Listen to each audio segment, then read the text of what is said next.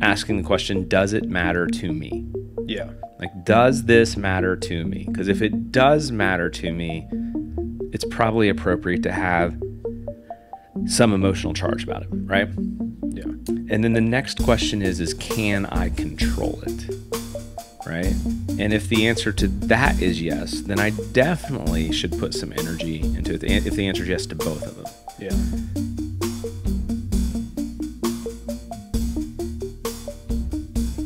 All right. Welcome to Money Therapy. We're back, baby. Phil, it's good to have you here. Sometimes painful, but Yeah. overall good. I'm glad you're here. You show impressive patience and fortitude for dealing with me on a regular basis. And I appreciate It's worth it, though. It's worth it. Okay. Man, I don't think today's thought is all that, like, I don't know, difficult or profound, but I think sometimes we just need to be reminded of the simple things. Yeah. A little wake-up call. Yeah, I mean, and it's not like that. Sometimes I feel like we just continually focus on things. We spend energy where we don't necessarily need to. Yeah. I just had a meeting with a client who's a little bit frustrated about the market cycle that we're in. There's a lot of questions, a lot of concerns, like, concerns over all these, issues in geopolitics, issues over like debt ceiling and the House and Speaker and just so many things. Yeah. And I totally understand getting worked up about that stuff because sometimes I do too. Yeah. But I think as a matter of practice, sometimes I need to be reminded of the fact that we don't have to give our time, energy, or money Yeah. to everything. Oh, yeah. So this show is just really about answering the question, where should I focus my energy? Yeah. Where should I focus my attention? Where do you enjoy spending your time, your energy, or your emotion? And how do you try to, like, what do you have anything that you do to kind of keep you centered in that space? Or like when you start to sway, like get outside the lines, do you have anything to like bring you back? Yeah, I think for me, most of the time it's, going for a run or maybe going out and playing basketball. And for me, it's usually just shooting hoops, like by myself. Shooting hoops. So, yeah, typically, like if I feel like I have too many balls in the air, so to speak, and I feel like I'm scatterbrained because I have so much to focus on, sometimes feel overwhelmed by that or whatever's going on. I try and very simply like cut down on how much news. When I go on a run or play basketball, I leave the phone at home or in the car, and try and get out for at least a half hour to an hour a day to just recenter. We've got a great greenway right by the house that I can take the dogs on a walk, but sometimes I just go by myself and just for 45 minutes, just let the mind wander, let the mind be bored for a second. And that's a scary thing for a lot of people to do. I enjoy quiet and boredom. Yeah.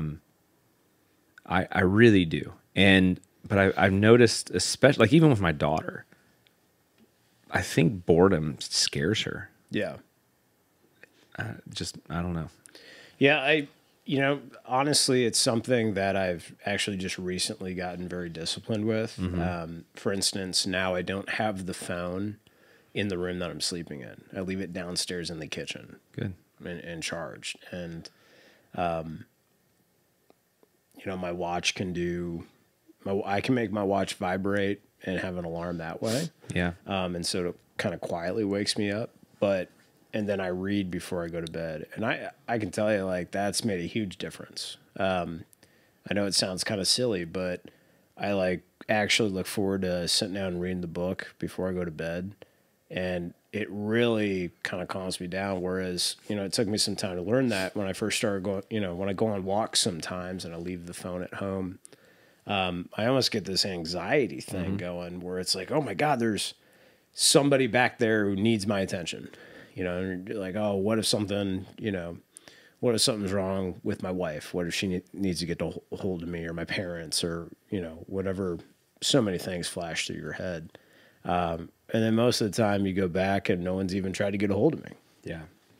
And it's like, oh, okay, good. Like, but there's that like retraining, that I think, when we're talking about the news cycle or geopolitical, all that stuff, I think the phone's a major source of it. So for me personally, it's about getting rid of the phone. Yeah, I don't disagree at all with that. I spend a lot of time contemplating. Well, let's put it this way. I think one of my jobs, my self-proclaimed like title, or like one of my endeavors, Yeah. that I personally like grade myself on, is helping people to have a healthy relationship with money. Yeah. Right? I want people to be able to master that relationship. I also want myself to have a healthy relationship with my phone. Yeah. And that's hard to do. And I've been working on that for some time, where it's like, okay, we talk in finance, like how, like we got, best practices are generally automating as much as possible. I just had a meeting with a prospective new client, and he was like, so how does like setting meetings, how does seeing you work? I was like, man, like once you sign this engagement letter, we're pretty much going to like schedule a year's worth of meetings. Where if it's, the third Thursday at 3 p.m., that's just going to be our time. Now, are we going to have to adjust fire a little bit from time to time? Sure. But I would rather adjust fire like by just pushing a meeting than to have to create the space to create a meeting, to do all these things. Like automation is beautiful. Yeah. And so I do that with my phone, right? Like at a certain time every evening, automatically goes to a silence, like do not disturb kind of thing. And same thing, trying to get away from it. Because I think that's huge. I really do. I wasn't even really prepared to talk much about that, but yeah, I think you hit the nail on the head there. Well, one of the things where I kind of heard some of that from was, well, actually, a couple things just came into my head, but basically, I read two books that kind of pertain to today. One is The Subtle Art of Not Giving an F, which is a great book, and I can summarize here in just a second. And then the other book was what was it? It was, I think, the like Atomic Habits. But essentially,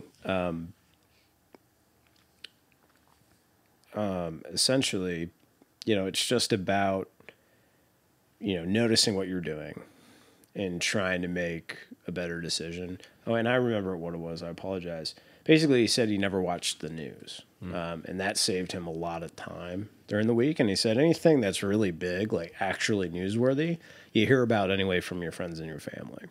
And so I've kind of tried to start doing that, where most, 99% of the news is really not newsworthy, for the most part. And then with the, we mentioned in the beginning of this podcast, where to focus your attention. We can't focus on everything all the time. The Subtle Art of Not Giving an F is a great book to read if you're looking for something to read.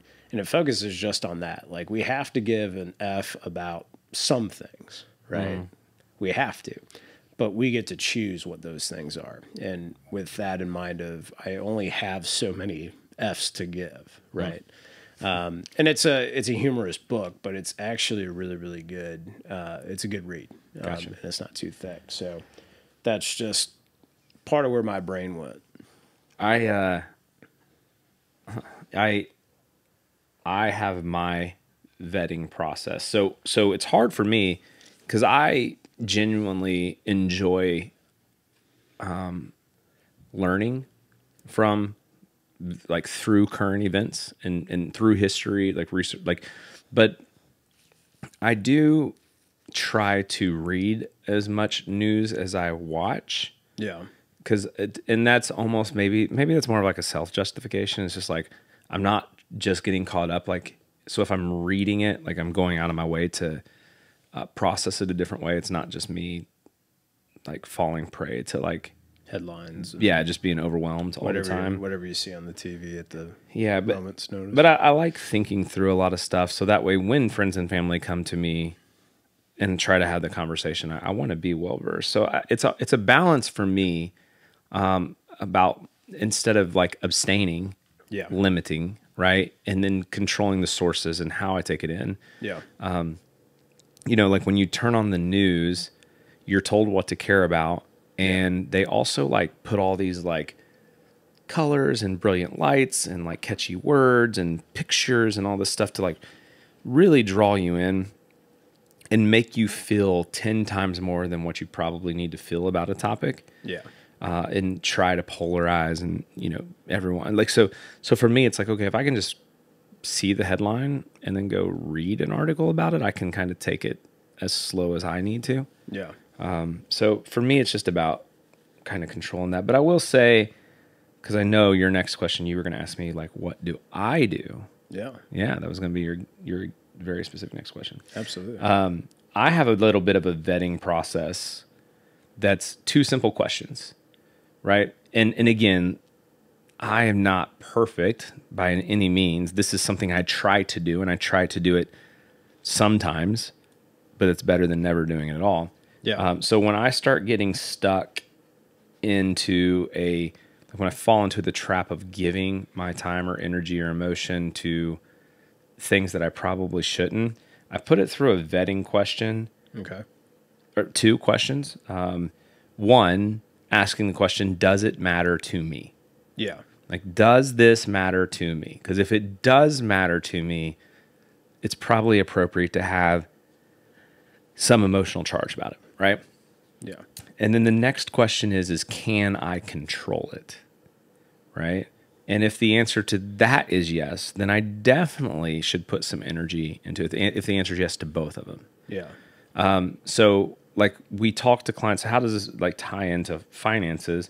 Talk to clients all the time. I was mentioning the client who's a little, frustrated right now with the market cycle we're in. It's like, wait a second, like you're like, do you control the markets? No. Right. No. Do I control the markets? No. No. So why do we need to work? Like, why do we need to spend the energy there? If we learned how to like acknowledge the way we feel, but then like process through it and get past it, can I redirect that energy into something like that's good for me? Yeah. Right. So instead of worrying about the lack of performance in the markets, how about I go focus my time and energy and emotion into my spending behaviors and see if I can't create extra cash flow to save more money? Since the market's not giving me returns, maybe my own cash flow can give me better returns. Yeah. Or paying off debt and I can do that. These are things I control. I don't control the markets. I do control my cash flow, at least some of it, right? Yeah. So again, the 2 questions, does it matter to me? Can I control it? If I answer no to either one, I got to process through it. Yeah. And if I answer yes to both, then I double down and work through it, right? Sure. And so I think that's really good. So like if you're feeling stressed, if you're feeling overwhelmed, we have news cycles right now with geopolitical tension globally and inside the United States. We're heading into an election year, guys. Like I just dread what we're going to see and read over the next 12 months. Yeah. Really, yeah, almost exactly 12 months. Yeah. So that is going to start hitting hard and heavy in the first of the year. There's going to be very polarizing headlines and friends argue on social media and all this stuff. And I would just say, if you start feeling overwhelmed, pause, to your point, take a trip outside, stand barefoot in the grass. That's really good for you. Yeah. Jog, exercise. Those are good things for you. But I think that's to help you find some space. And then once you find that space, that moment, ask yourself, does this matter to me? Yeah. Does my friend voting this way, does it really matter to me? No. Yeah. Right? So, okay, then I need to learn how to get past this. If it does actually matter to me, can I control it? I just read a quote. Oh, y'all, I signed up. I just basically filled out a form. If you guys have never checked out Ryan Leak, incredible coach, incredible speaker, ryanleak.com. It's Leak. But on his website, you can just subscribe. You can type in I get a motivational Monday text from him every week. And this is like I have access, like it's his cell phone. So you can ask questions, you can interact. But here's his quote. So this is actually really timely because I just got this at 1 p.m. A few hours ago. So he said, "Don't waste time trying to change other people. Consider how hard it is to change yourself, and you are willing. Now imagine trying to change someone who isn't." Yeah. And so, again, does it matter? Yeah. And can I control it? Sometimes it does matter, but we have no control. Right. Like I need markets to perform for my clients. It does matter. Yeah. Especially if it starts lacking performance enough to change like long-term trajectories, right? Long-term averages. But I can't control it. So we got to find what we can control and make an impact that way. Yeah. Thoughts? Yeah, no, I think, again, Yeah, no. what did you say? You said, yeah, no. Yeah, no. It's my Midwest coming out. Yeah, just control the controllables. We talked about that a lot, contributing to the 401k, contributing to the IRA, saving, paying down debt. All these things are things that you can be doing in the meantime in terms of personal finance. And then I think those two questions just ring super true for a lot of different things in life. And I think that's honestly a very good filter. Yeah. I think that, like I said, it's pretty simple. Hopefully this just reminds you, if you're feeling stressed, take a moment, stop, take an hour and just make yourself your own client and ask, spend some time reflecting internally. What do you need? How do you rest? How do you slow it down? Is it exercise that you need? Is it a walk? Is it outdoors? Is it quiet? Is it putting your phone away? Is it automating any of this stuff? And in that, maybe ask, what are the things that I'm worried about? Does it actually matter to me? If so, how? And can I control it? If not, what's the lion Rafiki from Lion King? Yeah, Rafiki. The monkey from Lion King. And he hits Simba in the head, and Simba was like, "What was that for?" He's like, "It doesn't matter. It's in the past, right? Like, you have no control. You're not going to change it at this point. It's done." Yeah. And so perspective helps. It doesn't make it go away immediately, but it lets us know whether we should I think the outcome here through my vetting process is not that the worry goes away right away. Yeah. It's not that the emotion changes immediately. Like, I'm not like, does it matter? No. Can I change it? No. Oh, it's all better. It's not magic. Right. What it does, though, is it says, okay, now my time and energy needs to go in helping myself get past this. Yeah. Or it lets me realize, hey, this is making me feel a certain way because it actually does require my energy and I need to put it in here. Yeah. Right. So it's just, and then, journaling helps me a lot. But these are all things that I would say, I think, we can wrap this up. Do you have anything else there? Just going to tell people to, check us out at harpethwealthpartners.com. A lot of these topics come from the Sunday Series email. So go on there and find our emails. Brandan shoots it out every Sunday. And it's a great thing to just get you thinking. So go check that out. And the podcast is on Spotify and Amazon Music and everywhere you find podcasts. So check it out. Thanks, guys. Thanks for listening. Hope it helped. Let us know if you need anything. Adios. Bye. We hope you learned something valuable today. We appreciate you including us in your journey towards financial betterment. It is important to us that you know this is for educational purposes only and not to be considered specific advice for any individual listener. If something we discussed is relevant to you and you have questions about how it might be uniquely applicable to you, please discuss that with a financial professional, or, of course, we are happy to have further conversations with you about your specific questions, needs, or circumstances.